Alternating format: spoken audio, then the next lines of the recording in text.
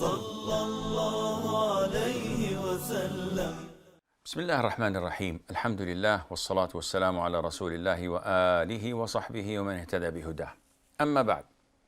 So we finished a particular set of Adhkar to be said after the salam and concluding the prayer. What else?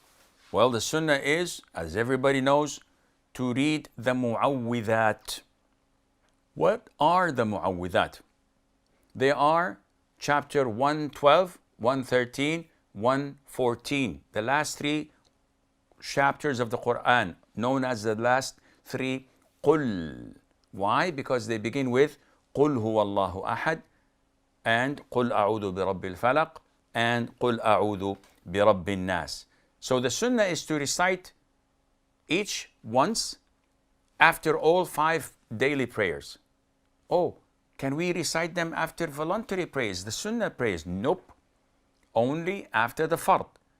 All the adhkar we've mentioned earlier in the previous episodes are to be mentioned after the fard.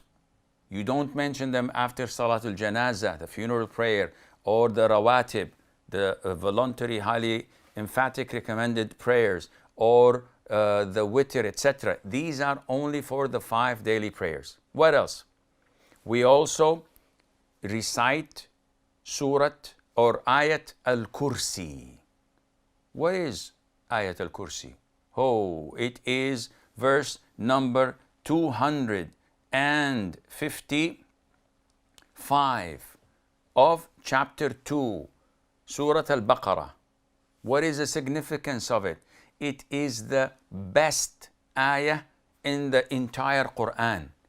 The best ayah? Yes, this is what the Prophet ﷺ told us, which indicates that the verses of the Quran vary in their importance. The greatest of them all is Ayatul Kursi. So what's the greatest of all chapters of the Quran? It's chapter number 1, Suratul Fatiha. So what is Ayatul Kursi? As you can see, الله لا إله إلا هو الحي القيوم لا تأخذه سنة ولا نوم له ما في السماوات وما في الأرض من ذا الذي يشفع عنده إلا بإذنه يعلم ما بين أيديهم وما خلفهم ولا يحيطون بشيء من علمه إلا بما شاء وسع كرسيه السماوات والأرض ولا يؤوده حفظهما وهو العلي العظيم.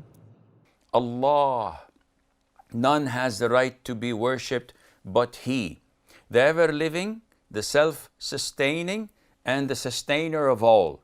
No slumber can seize Him, nor sleep. To Him belongs whatever is in the heavens and the earth, on earth. Who is He that can intercede with Him except with His permission? And He knows what will happen to His creatures in this world and in the hereafter. Nor shall they encompass anything of His knowledge except that which He wills. His kursi extends over the heavens and the earth, and He feels no fatigue in guarding and preserving them. And He is the Most High, the Most Great. This is known as Ayatul Kursi. What does Kursi means?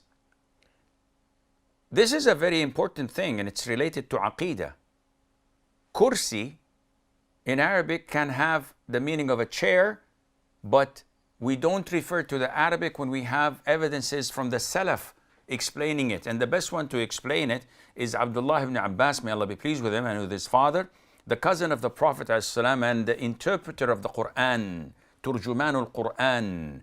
He said that Al-Kursi is the footstool, is a place of the feet, the footstool.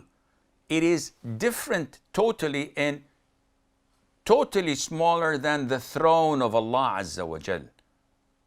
And this is something, unfortunately, people of ignorance may confuse, and they think that the kursi is the throne or al-arsh, which is not at all, as the size compared to the throne is like a ring tossed in the desert. The size of a ring compared to the desert is negligible, and the kursi compared to the arsh, or the footstool, compared to the throne is the same way. What is the benefit of reading this ayah? The Prophet said, alayhi salam, whoever maintains reciting Ayat al-Kursi after each and every one of the 5 fard prayers, nothing would prevent him from entering paradise except death. I want to enter paradise now. Wait, you're not dead.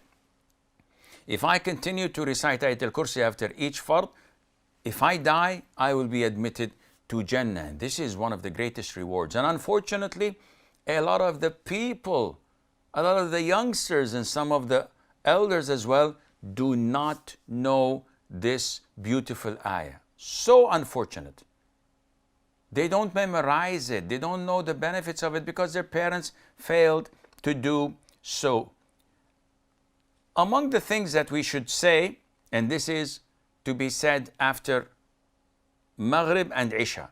So it's not part of the Adhkar of the prayers, rather it is part of the morning and evening Adhkar. And if you associate it with Maghrib and Isha, that would be also great. The Prophet used to say, alayhi salatu wassalam, لا إله إلا الله وحده لا شريك له له الملك وله الحمد يحيي ويميت وهو على كل شيء قدير. none has the right to be worshipped except Allah alone, without any partner. To him belongs all sovereignty and praise. He gives life and causes death, and he is over all things omnipotent. He gives life and causes death. Yuhyi wa yumit subhanahu azza wa jal. And he's the one who does not die ever. So saying this is definitely 10 times, that is, saying it 10 times, not once, after or during the adhkar of the morning and the evening, has great significance to us with the grace of Allah Azza wa Jal. And we conclude with the following hadith or dua that the Prophet ﷺ used to say. اللهم إني أسألك علما نافعا ورزقا طيبا وعملا متقبلا. He used to say, "O Allah, I ask you for knowledge which is beneficial. I cannot learn without him teaching me. So I'm asking, Allahumma sa'aluka ilman nafi'an. I ask you beneficial knowledge, not any knowledge, something that would benefit me. And sustenance, which is good. So I need rizq from Allah Azza wa Jal. And sustenance, provision, is divided into 2 types. Something that we all know about, which is worldly type: health, wealth, power, position, jobs, kids, children and wives, etc., spouses. But there is a specific type of provision that people rarely pay attention to, and that is knowledge, that is guidance, that is the peace and tranquility of the heart when filled with Iman. And finally, we ask Allah Azza wa Jal deeds which are acceptable, because there's so many deeds that Allah Azza wa Jal rejects simply because they're not complying with the Quran and the Sunnah. When you innovate, when you follow other than the Prophet ﷺ, this is rejected no matter how many you do. And we say this as part of the adhkar after Fajr prayer. So it's part of the morning adhkar and not part of the evening adhkar. هذا والله أعلم ونسبة العلم إليه أسلم وصلى الله وسلم وبارك على نبينا محمد. صلى الله على محمد صلى الله على محمد صلى الله عليه وسلم صلى الله وسلم